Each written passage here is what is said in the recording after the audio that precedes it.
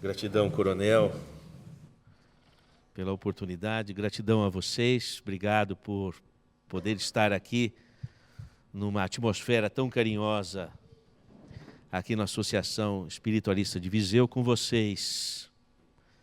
Para mim é um prazer imenso poder compartilhar com vocês esse momento de espiritualidade, esse momento de fraternidade. Muito obrigado mesmo.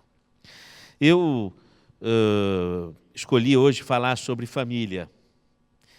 E essa questão de família foi sempre algo que me, vamos dizer assim, que sempre foi para mim um desafio. Eu estou aqui em Portugal para que, junto com o coronel e a família da Associação de Viseu, nós construamos a Universidade Internacional de Ciências do Espírito, de referência aqui da Europa. E é uma universidade que nós pretendemos, nas 2 décadas que vêm pela frente, implementar, além lá no Brasil, também em África, na Ásia e na América Central. E é uma universidade para capacitar pessoas para projetos de ação social que levam em consideração o conhecimento espiritual. E o eixo central é a espiritualidade conforme Allan Kardec codificou. Mas, bem aos termos que Allan Kardec coloca, que o Espiritismo está presente em todas as religiões, em todas as culturas. No Evangelho segundo o Espiritismo, logo na entrada do Evangelho tem um vamos dizer assim, um prefácio dizendo vamos dizer assim, as forças divinas pulverizaram pelo planeta o Consolador Prometido. Quer dizer, não há espaço do planeta, ou cultura, ou povo que não tenha recebido, naquela época, a comunicação do Espírito da Verdade, traduzindo na sua língua, na sua forma de ser. Quer dizer, para conhecer o Espiritismo mesmo, nós temos que conhecer todas as línguas e todas as culturas, porque lá no século XIX, naquela época, cada cultura, cada canto do planeta recebeu essa inspiração do Consolador Prometido. Allan Kardec, por sinal, costumava se corresponder com a China, com a Índia, com países em África, com a América do Norte, etc., para ver onde é que estavam todas essas comunicações em todos os pontos do planeta. Então, nós temos trabalhado por um empreendimento que envolve a humanidade. Isso é uma coisa trabalhosa, você bem sabe disso. Só que eu também acho tão trabalhoso quanto arregaçar as mangas. Arregaçar as mangas em português de Portugal é a mesma coisa que arregaçar as mangas e para trabalhar pela humanidade é tão complicado quanto arregaçar as mangas para trazer paz dentro de casa. Eu acho que a dificuldade é igual. Não sei vocês que acham que vocês são mais evoluídos. Eu acho complicado. Não é? Eu tenho 2 filhos adolescentes. Um menino, você já conhece, que é o Pietro, está estudando medicina, e uma mocinha de 16 anos. E não é fácil, nos tempos de hoje, você conversar com as crianças e conversar com os adolescentes e convencê-los de que a vida deve estar dirigida para um ideal de espiritualidade, de amor, de solidariedade. Não é um trabalho fácil. Ainda mais hoje, quando os jovens se reúnem para beber e fumar maconha. Aqui em Portugal, eu acho que não existe isso, mas no Brasil é terrível. Então, e o pessoal acha que maconha não é nada, não é? Quer dizer, um alucinógeno, um adolescente que usa maconha tem 300% a mais de chance de ter uma esquizofrenia, não é? E aquele menino que começou a usar maconha, ele não está nem aí se importando, mas 2, 3 colegas deles vão ficar esquizofrênicos, não é? Então, a questão, não quero dizer, veja, tornar-se esquizofrênico pode não ser tão ruim assim. Ruim é quando a esquizofrenia começa a martelar na cabeça da pessoa a ideia de suicídio, por exemplo. Eu tenho pacientes com esquizofrenia que são pessoas maravilhosas, mas quando começa a martelar na cabeça a ideia de suicídio, é terrível, terrível isso. Então, a questão que é difícil hoje você trabalhar com o jovem e construir família. Você está, por exemplo, vamos supor, eu estava no sofá da minha sala com o meu filho. Aí eu falei, cadê a sua irmã que eu não vejo? Não, ela está no quarto dela. Eu falei, como está no quarto? Não estava ainda há pouco que eu vi. Não, mas ela chegou. Como é que você sabe que ela chegou? Eles estavam se comunicando pelo WhatsApp, não é? Então ele já tinha conversado com a irmã, já sabia que ela chegou e tal, e eu não estava sabendo, não é? E às vezes você está numa reunião de família, à mesa, mas o meu filho ou minha filha não estavam ali, eles estavam ligados na internet com outra reunião, não é? Então, é uma coisa complicada. Como é que você vai manter elos afetivos com... Eu não sei se Portugal tem o mesmo problema que tem no Brasil disso. Tem? Eu acho que vocês estão numa posição melhor, talvez. Não? É igual? Não é? Como é que faz, hein? Como é que vocês fazem? Não é? Então, o que acontece? A criança chega perto dos 11, 12 anos, a mediunidade estala. Ela vem à tona. Depois começa a dar problemas. E isso já é assim quando existe a harmonia do casal. Quando não existe a harmonia do casal, então eu já não sei nem mais o que falar. Porque a ambiência espiritual em casa vai encontrar em nossos filhos os elos sensíveis. E aí começam os problemas. Bom, uma questão que eu gostaria de comentar com vocês, que eu acho muito interessante, é o seguinte. Vocês sabem que se reúnem na mesma família, e nós nascemos naquela família, com aquele pai, com aquela mãe, com aquele filho, com aquela filha. A gente nasce para procurar na convivência a transformação de sentimentos para sentimentos de amor, de solidariedade. Às vezes, aquela criança que nasceu, em vida passada, foi um inimigo. Mas a gente esquece. O cérebro apaga da memória o passado para começar de novo. Então você vai abraçar aquela criança com todo o amor, não é? Com todo o carinho, e esquece que no passado poderiam ter sido inimigos. Quando vai chegando aos 7 anos, 8 anos, pode começar a transparecer algum tipo de impressão de sentimentos ou de sensações de desavenças. Às vezes a criança começa, então, a ter problemas nessa fase. Mas, além disso, há o problema do casal. O casamento é uma administração de conflitos. Então, é uma coisa engraçada isso, porque o que se espera do casamento é uma lua de mel. Eu não sei se lua de mel para vocês é a mesma coisa aqui. Mas não é bem uma lua de mel. É uma administração dos conflitos existenciais que vem desde outras existências e, muitas vezes, se casam pessoas que no passado se odiavam e vêm com uma proposta de relacionamento para construir elos de amor onde havia ódio. Então fica um tango. Você sabe como é que é o tango? São tapas e beijos. Então, é uma dicotomia de sentimentos, de amor e de ódio. É que eu não sei, vocês são pessoas mais evoluídas, eu não sei se vivem essas questões. São mais coisas no Brasil que se passam. E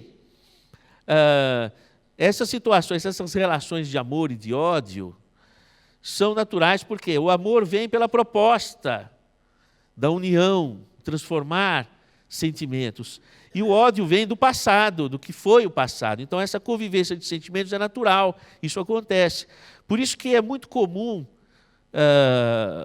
os transtornos de ansiedade, de fobias e de pânico, que representam sentimentos contrapostos que se somam dentro da pessoa. Como, por exemplo, ter raiva da querida mãe, ou uma relação de amor, ao mesmo tempo conviver com sentimentos paradoxais de ódio.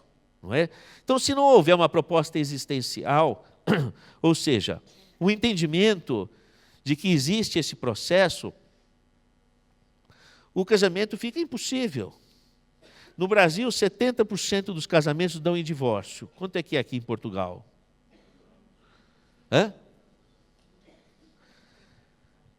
Eu não sei como vocês convivem com essa, mas no Brasil já ultrapassa mais o divórcio dos casamentos, não é? Porque vamos dizer assim, uma visão mais fast food leva a uma superficialização das relações. Então, as primeiras dificuldades do conflito já levam, não é, à separação e desestruturação do lar. Mas o fato é o seguinte, que ninguém ali pode dizer que já alcançou as esferas superiores. Nós estamos em busca do aprimoramento, do desenvolvimento, de alcançarmos as esferas superiores. Estamos em busca. Então, se não alcançamos ainda as esferas superiores, se nós somos aprendizes, nós estamos aonde? Nós não passamos da porta ainda, nós estamos no umbral da porta. Então, é normal que exista uma vibração de passagem dentro de cada lar, ao que os espíritas costumam chamar de umbral. Umbral é a passagem da porta, é quando você está a meio fio de entrar no campo luminoso, mas ainda está no campo obscuro. Não sei, fui claro nessa? Não é? Então, é natural que dentro de casa existam as vibrações umbralinas, dos umbrais, ou seja, desse território de passagem, onde não se adquiriu ainda a luz e ainda se está na sombra, mas, vamos dizer assim, existe uma proximidade. Então, esse tipo de situação coloca o lar numa posição vulnerável. Então, uma questão fundamental dentro de casa é haver vamos dizer assim, uma contínua busca de sintonização com a esfera de luz, através da mudança de comportamento e através da oração. Não pode um lar ficar sem oração. Por conta disso, porque as vibrações de um lar são transfixadas por vibrações dos umbrais, que é esse território de passagem, que é um território conflituoso. Se você não alimenta no seu lar a oração, o que acontece? Você fica vulnerável, fica sujeito a essas vibrações e criam-se territórios de conflito que não se resolvem. Ficam mágoas longas. Esse negócio da oração é interessante. Houve uma história de um pastor americano, um colega que vive nos Estados Unidos, que me contou essa história. Que era o seguinte, havia um fiel da igreja protestante que todo domingo, no culto da igreja, ele estava sentado ali na primeira cadeira. E isso foi por 20 anos. E num determinado domingo, ele não veio. É lógico, o pastor ficou preocupado, falou, o que aconteceu com esse rapaz? Não é? e foi visitá-lo na casa dele, preocupado que ele estivesse doente ou tivesse acontecido qualquer coisa. Ele nunca tinha faltado. E aí, chegando na casa dessa pessoa, ele estava muito bem. Não, eu estou muito bem, pastor. Mas por que não foi no culto? Porque eu já sei de cor o que o pastor vai falar. Então, o pastor, aproveitando a situação, que era um dia de inverno, e a lareira estava acesa, e o carvão estava fumegante ali, vermelho. Então o pastor disse o seguinte: pegue aquele carvão vermelho em brasa, tire ele da lareira. E ele tirou, e o carvão apagou. Então ele disse, isso acontece, a pessoa deixou de, vamos dizer assim, movimentar aquela energia, apaga. Apaga. Então, vamos dizer assim, a estrutura do lar deve envolver a oração. Agora, a oração não é um palavrório petitório. O que é você fazer uma oração? Vamos relembrar algumas passagens de Jesus Cristo. Por exemplo, Zaqueu, quando foi ter com Jesus, o que ele fez para que Jesus o visse? Subiu numa árvore, não é? Subiu numa árvore.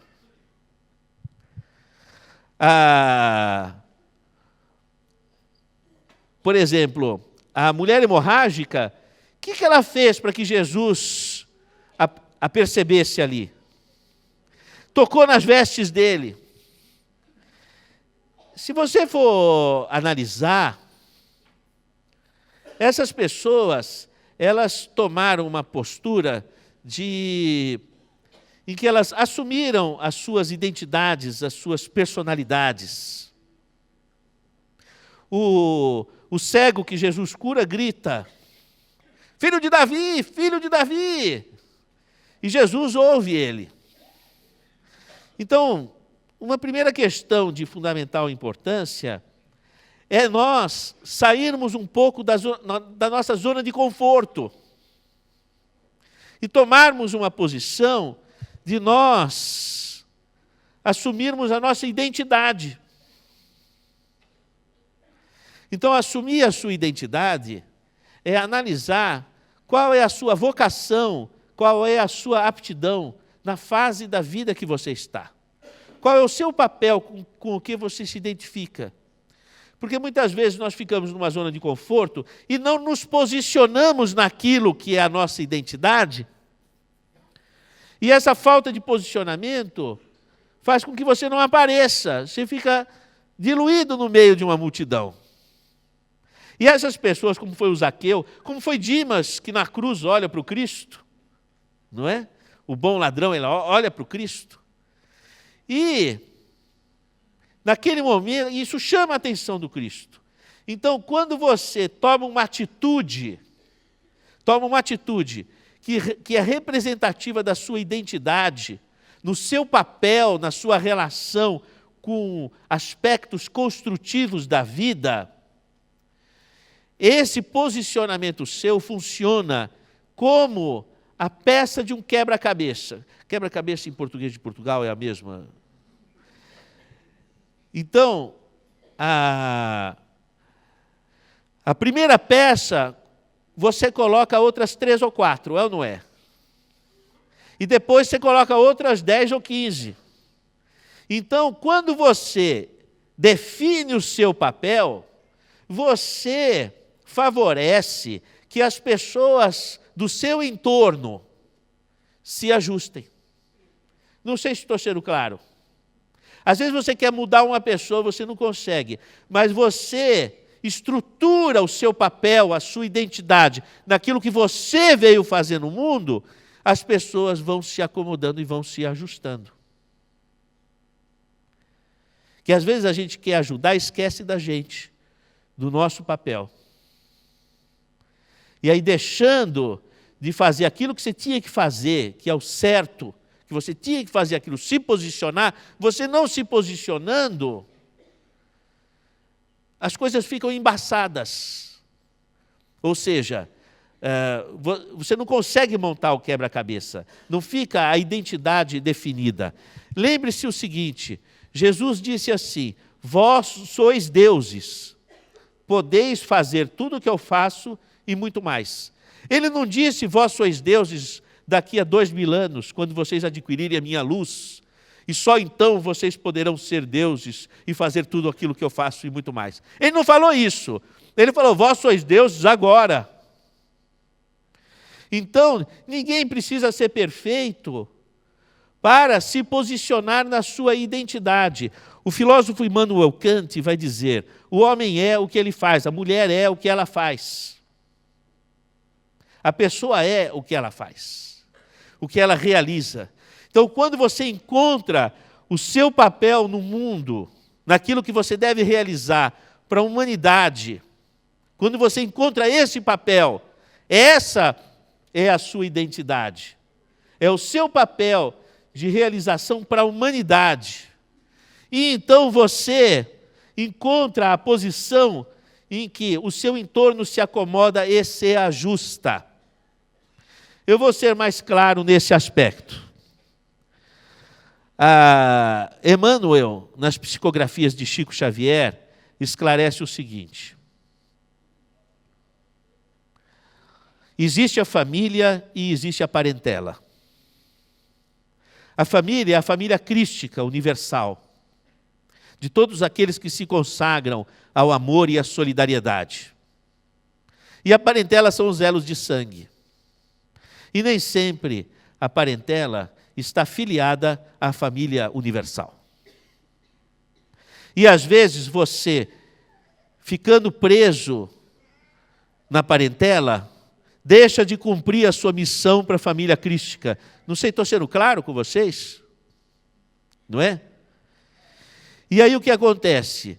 Você fica preso ali, deixa de fazer o que você tinha que fazer. É melhor você tomar uma decisão pela família crística, por arregaçar as mangas e trabalhar pela humanidade, como uma atitude que representa um convite para que a parentela possa também participar. Então você ao fazer essa escolha, você representa por sua atitude um convite para que a parentela venha também participar. E não é o contrário, de você se fechar em cima de uma estrutura familiar que impede que você arregace as mangas para trabalhar pela humanidade. Não sei, faz sentido para vocês essa questão? Não é? Então, quando você assume o seu papel em humanidade, humildemente naquilo que você pode contribuir para a humanidade, que são os ideais de vida, que é a sua missão, você é aquela peça do quebra-cabeça que faz com que as demais pessoas se ajustem. Então, você tem os seus filhos, você tem um relacionamento. Então, quando você divide com seus filhos, quando você divide com a sua esposa, com o seu esposo, a necessidade de vocês se unirem em prol, em benefício da humanidade, nas suas competências, começa a primeira atitude que embasa a luz dentro do lar. Então, as divergências do passado, elas se consomem nas energias construtivas da decisão dessa participação junto a uma missão para a humanidade. Nas estruturas do mundo corporativo, é comum se pensar o seguinte, é família ou é trabalho? Não tem essa divisão? Família ou trabalho? Ou eu me dedico à minha carreira, ou eu dedico à família. Não é? Então, quando o seu trabalho ele está ligado, ao mesmo tempo, a um trabalho para a humanidade, não há mais divisão. Antigamente se montavam as empresas e se montavam as estruturas para ganhar dinheiro. Hoje, as startups que estão surgindo, elas estão surgindo estruturadas em cima de propósitos. Então, os empresários novos, os comerciantes novos, eles estão atrás de um propósito. Algum tempo atrás eu atendi no consultório o então, na época, diretor de marketing da Coca-Cola. E ele vinha de mochilão nas costas, viajando pela Índia, Nepal, e chegou no Brasil. E ele estava com uma depressão incrível, com bastante sofrimento, e ele chegou ao consultório com essa queixa. E o drama dele era o seguinte: trabalhei a minha vida toda para que as pessoas não bebessem água. Então ele estava com um drama de consciência. E foi reorganizando o modo de vida dele. Ele passou a trabalhar como executivo numa organização não governamental de águas, ligados ao aquífero Guarani do Brasil, que é um grande aquífero maior do mundo, vamos dizer assim. Então, aí ele se viu fazendo alguma coisa que ia trazer benefício para a humanidade. Não estou sendo claro na questão? E aí ele ligou o trabalho dele ao ideal para a humanidade. Então, as startups que estão surgindo atualmente, elas estão surgindo em cima de propósitos. Então é possível você unir a carreira com a família na medida que o seu trabalho é uma trilha para os seus filhos, do ponto de vista de ideário superior, pensando na elevação da humanidade. Então, quando você fala de família, pensar a família somente como parentela amarra a estrutura nos conflitos do passado. Aí começam os dramas. Quando você coloca para a família propósitos de espiritualidade, quando você coloca atitudes no trabalho e no estudo voltados para o desenvolvimento da solidariedade na humanidade, pela paz na humanidade, quando você trabalha para isso, você traz a primeira base. A tua oração tem força, porque ela está embasada na atitude. Aquelas discussões já não fazem mais sentido, porque vocês estão unidos num propósito. Esse propósito é um propósito maior. Aí vocês saem daquela estrutura de umbral, daquelas vibrações de umbral, e passam a transfixão do umbral, chega do outro lado da porta, começa a ter luz no lar, começa a ter paz no lar. As estruturas começam a vamos dizer assim, elas vão dissolvendo as energias sombrias. E quando houve a passagem de um ente querido para a pátria espiritual,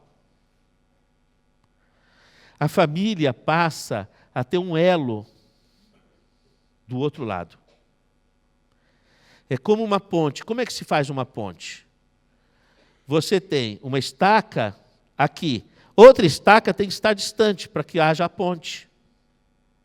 Então, quando tem um elemento que deixou saudade, é um filho, alguém que deixou saudade, já está do outro lado, aquela pessoa passou a ser a outra estaca de uma ponte. Então, os compromissos de espiritualidade pela humanidade passam a ser compartilhados pela pessoa que está do outro lado e a família que está aqui.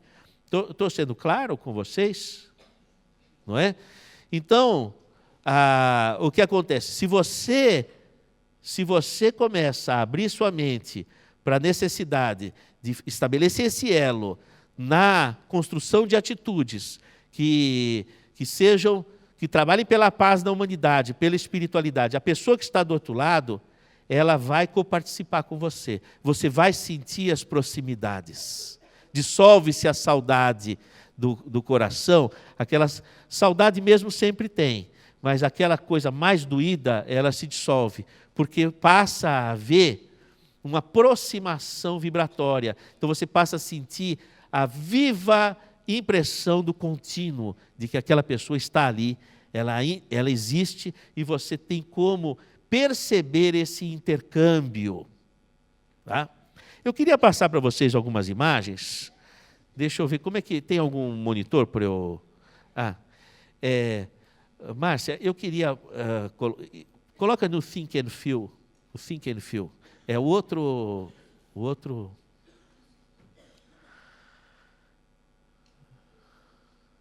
Eu vou mostrar para vocês o seguinte. Eu já mostrei isso para vocês outras vezes. Nós temos um roteador de Wi-Fi dentro da cabeça. Tem alguém que não saiba o que é roteador de Wi-Fi? Pode levantar a mão. Tem um pessoal, meus assessores aqui da primeira fileira, que sabem. Não é? Nós temos um roteador de Wi-Fi. É como se fosse uma antena de rádio. Uma antena de rádio dentro da cabeça. E esse roteador de Wi-Fi, que todos nós temos dentro da nossa cabeça, ele precisa ser calibrado.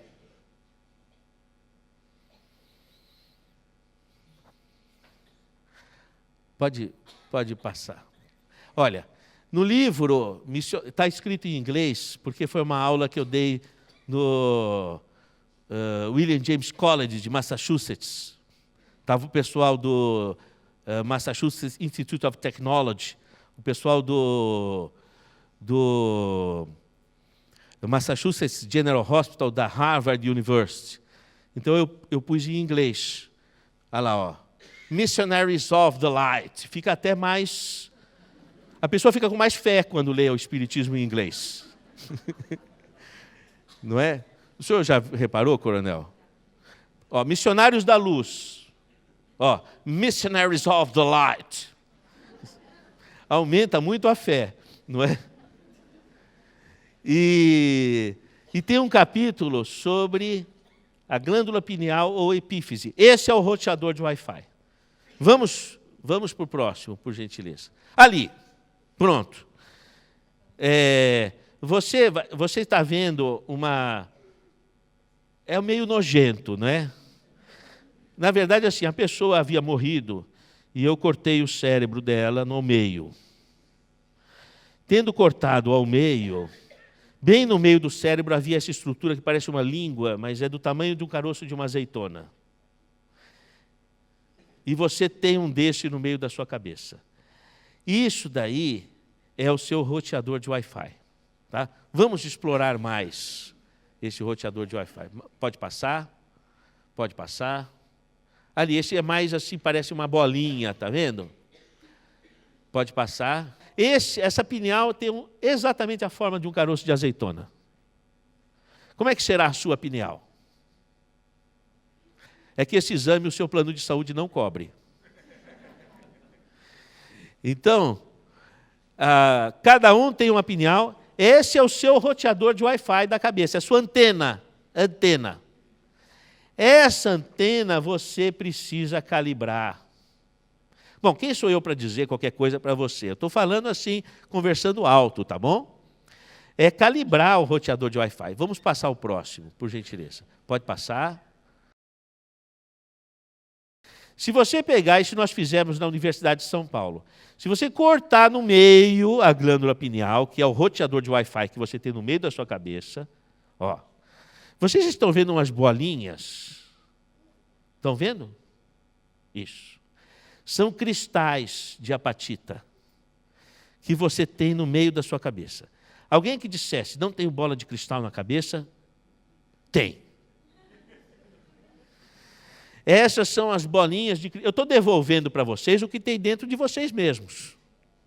Entendeu? Então, dentro de você tem essas bolinhas de cristal fotografadas ao microscópio eletrônico em nossa tese, que está no site da Universidade de São Paulo. E esses cristais, eles têm grande quantidade de elétrons. E esses elétrons, nessas esferas, formam a antena, o roteador de Wi-Fi. Então, quando você acorda de manhã, por exemplo, você acordou, a primeira coisa que você vai pensar é o quê? Meu roteador. Meu roteador de Wi-Fi. Não é? Dormiu bem, tá bom, não é? Aí o que você vai fazer? Você vai calibrar, captar o Wi-Fi não é? Então você vai fazer o quê? A sua oração. A sua oração, dizendo o seguinte, que o dia seja um dia de luz e de aprendizado, que se houver qualquer dificuldade, que eu seja capaz de vencer, que Deus me proteja. Pronto, já é bom. Já é bom. Já deu para pegar o Wi-Fi certo, correto. Entendeu? Estou explicando corretamente. Então, e aí você vai, vamos supor, à noite você vai dormir, não é? Você deita o seu roteador no travesseiro e, lógico, você vai dormir, você vai sair do seu corpo. Para onde é que você vai? Então é bom também calibrar o roteador de Wi-Fi para você ir para um bom lugar na espiritualidade. Você pede que durante o meu sono eu possa ser amparado, para que eu possa aprender e para que eu possa me iluminar. E quando você estiver assim, saindo do seu eixo, que você está com raiva, você está usando muito a suprarrenal no seu comportamento, então tem muita adrenalina, muito cortisol, então o fígado está estourando de raiva. É que vocês não passam por essas coisas, que são pessoas iluminadas. Mas, vamos supor, o seu coração está apertado com uma mágoa que não sai, e você está desesperançado, não vale nada, ó vida, ó azar. Esses sentimentos, o que aconteceu? O roteador de Wi-Fi ficou calibrado numa zona ruim, vamos dizer assim, na Deep Web, não é? Então sai da Deep Web, você pega e eleva, para um pouco, respira. Você sabe que quem passou por esse problema de roteador foi a Joana de Cusa. Ela era esposa do prefeito de Antipas. E ela conhecera Jesus. E entendeu que os ensinamentos de Jesus que falavam de amor e de fraternidade eram o verdadeiro sentimento, mas o marido dela, que era o tal do prefeito de Antipas, ele era um cascadura em casa com o filho, ele era truculento com o filho, batia, truculento com a esposa, e etc. E não bastasse isso, ele, mancomunado com os fariseus e com os romanos, fazia uma coisa que naquela época chamava-se corrupção, que não existe mais, isso é coisa de 2000 anos. 2000 anos atrás. E ela ficava por conta, ela falava, meu Deus, que mundo é esse, não é? E ela foi até a casa de Pedro, ver se encontrava Jesus, e falou, Jesus, o que eu faço com meu marido? Ele está perdido, fazendo coisas assim que não é possível. E Jesus diz a ela o seguinte, Joana, na hora da crise, silencia e eleva o teu pensamento, quer dizer, é como se ele dissesse assim, que naquela época não tinha roteador de Wi-Fi. Mas se fosse hoje, ele diria, calibra a sua pineal, o seu roteador da tua cabeça. Silencia e calibra, para você captar uma vibração intuitiva da espiritualidade. E aí você vai saber dizer o verbo doce ou enérgico, conforme a situação. Ficou claro? Então, o que Jesus estava falando para ela, na verdade? Calibrar o roteador de Wi-Fi da cabeça. Não ter aquele impulso de reação que a pessoa falou e você já retrucou. E fica aquela briga inútil, não é? Silencia, se inspira, calibra o seu roteador de Wi-Fi, sua pineal, para você captar uma boa sintonia, você vai saber dizer, sob essa inspiração, o verbo doce ou enérgico, conforme a situação. Não é?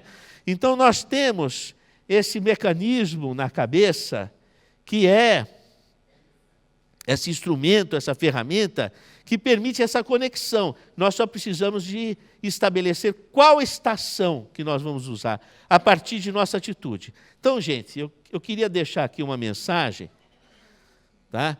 Que é uma questão que eu tenho me preocupado. Por exemplo, quando eu e minha esposa, nós começamos de uma forma mais estrutural a fazer uma oração em casa, o reflexo na minha filha foi uma coisa fora do comum. Ela se equilibra. E quando vem ao centro espírita, podia não ser espírita, podia ser de qualquer religião, mas é que vem ao templo ou vem se reunir com a família universal, vamos dizer assim, para captar aquele magnetismo, aquela força e dizer, vamos adiante, não é? Então, a melhora é incrível. O meu menino, por exemplo, quando ele tinha mais ou menos uns 17 anos, ele começou a ver espíritos no quarto. E ele ficava apavorado, chegou a dormir várias noites. Se nós não fôssemos espíritas, era um caso psiquiátrico.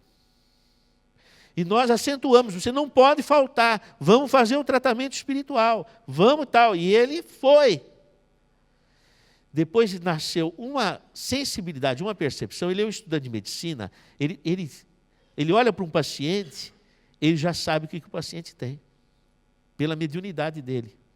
Imagina se não fosse o conhecimento espírita, ele teria enlouquecido. E muitos desses meninos e meninas vão para as drogas, porque ficam com a mente muito perturbada pela grande sensibilidade que tem. Então, meus irmãos aqui de Portugal, vir a uma casa como essa, fazer uma oração em comunidade juntos, é qualquer coisa extraordinária. Dirigir uma instituição que abriga a assistência espiritual traz grande, vamos dizer assim, grande impacto na vida de qualquer pessoa. Ter na sua casa um momento, que seja uma vez na semana, que vocês se reúnem, nem que seja para dizer um ai meu Deus, mas fazer uma oração muda a vida de vocês, muda a nossa vida. E eu tenho me convencido que são essas pequenas coisas e tão simples, mas que são tão difíceis de fazer, tão difíceis de embasar em nosso cotidiano. Mas eu queria aqui colocar, sublinhar, marcar a importância de se fazer essa coisa tão simples, que é a oração dentro do lar. Mobilizar a todos do lar para trabalhar para a humanidade, um trabalho social, a consciência social. Consciência social. E utilizarem de instituições como essa instituição, como veia de luz para as suas vidas, unindo seus esforços para que a instituição possa auxiliar a tantos que necessitam. E é essa atitude que se chama caridade, que vai trazer para cada um de nós a paz e a felicidade em nosso lar, em nossos corações. Tenho expectativa que este momento em que estamos sintonizados nessa vibração, que nesse momento os nossos lares estejam recebendo uma vibração luminosa. E que cada coração aqui seja preenchido por uma luz, para que não haja mágoas. E cada consciência, cada mente, que não haja culpas, mas propósitos, de rearticular as nossas atitudes, de nos unirmos para novos horizontes. Não se esqueçam, queridos irmãos em Portugal, da velha frase de Camões: navegar por mares nunca dantes navegados. Mas naquela época o desconhecido era a estrutura física do planeta. Não se conhecia o hemisfério sul. Hoje o desconhecido é outra dimensão do espaço. Será que não está delegado aos navegadores do futuro navegarem por mares nunca dantes navegados, na investigação de outras dimensões da vida? Porque o amor só se justifica se houver o contínuo da vida. Se a vida terminar em nada, o que justifica lutar por amor? Então, a consciência da vida após a morte, ela está ligada ao embasamento da atitude do amor e da atitude da solidariedade. Então, será que essa frase de Camões, por mares nunca dantes navegados, não seria uma referência para os irmãos portugueses de se somarem para descortinar esses horizontes, usando cada um a sua capacidade, se unindo nas caravelas da ciência, nas caravelas da força de vontade, da boa vontade? Talvez, e eu encerro aqui também, a minha falação eu encerro também com uma frase de Camões. Inês não é morta. Inês não é morta. Porque existe o contínuo da vida. Ou melhor ainda, ao invés de encerrar com Camões, encerraria com Fernando Pessoa. Porque Fernando Pessoa dizia o seguinte: nasci sem saber falar e vou morrer sem ter sabido o que dizer. Pareço uma abelha no campo sem flores. E eu espero que nenhum de nós aqui, que nascemos sem saber falar, morramos sem ter sabido o que dizer. Que a gente possa ter abrilhantado a nossa existência com a força das realizações que vamos concretizar juntos. Muito obrigado pela atenção, que Deus vos ilumine.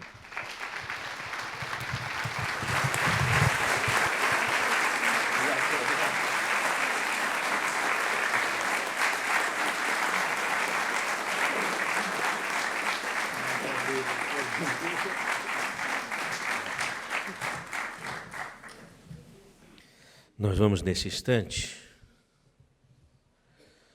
procurando respirar fundo, encher o pulmão de ar, captando do oxigênio o hausto divino da criação.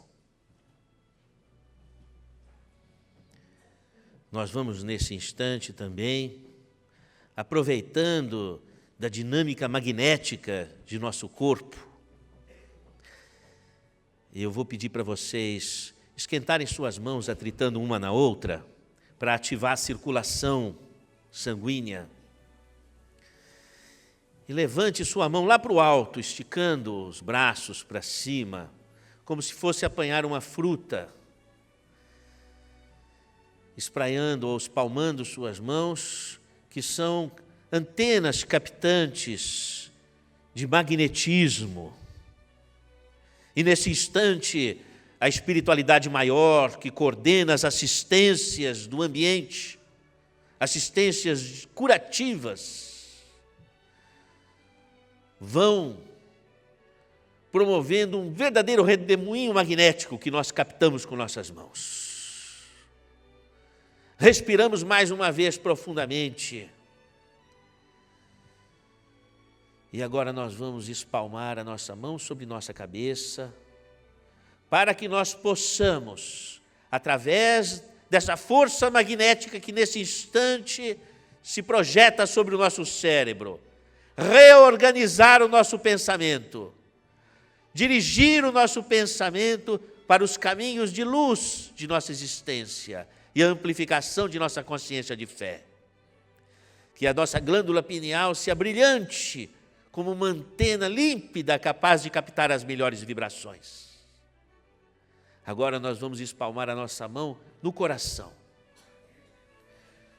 trabalhando o campo magnético do chakra cardíaco, centro das emoções, que nós possamos limpar as nossas emoções, tirando as más águas, as mágoas, abrindo o nosso coração para que ele possa ser uma usina de amor, através do perdão, através da docilidade, da doçura, da palavra construtiva, da transmissão do amor em nossas ações, nossas palavras, nossos gestos. Agora nós vamos espalmar a nossa mão na boca do estômago, ali no chakra solar, sede que administra as energias físicas, que possamos organizar os campos magnéticos de nosso corpo, as células, para que tenhamos a saúde necessária para a realização de nossa missão em vida. Agora, com a ajuda e assessoria do plano maior, dos hospitais espirituais, daqueles que ali exercem a função da medicina no mundo espiritual, com o auxílio destes espíritos protetores, nós vamos colocar a nossa mão em alguma área de nosso corpo que esteja necessitando de uma assistência mais precisa.